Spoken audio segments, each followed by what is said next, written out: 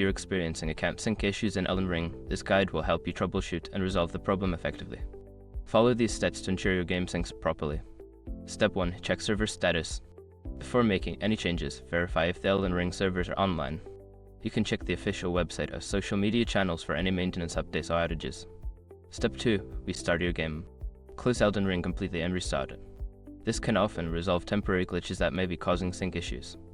Make sure to fully exit the game rather than just minimizing it. Step 3. Verify your internet connection.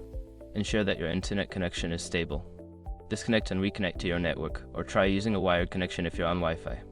A strong and stable connection is crucial for syncing. Step 4. Check account settings. Log into your gaming account and check your settings. Ensure that your account is properly linked to the platform you are using, e.g., Steam, PlayStation, Xbox.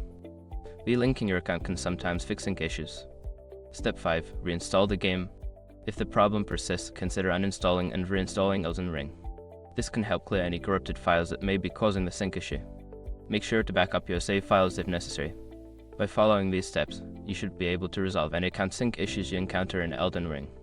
If problems continue, consider reaching out to customer support for further assistance.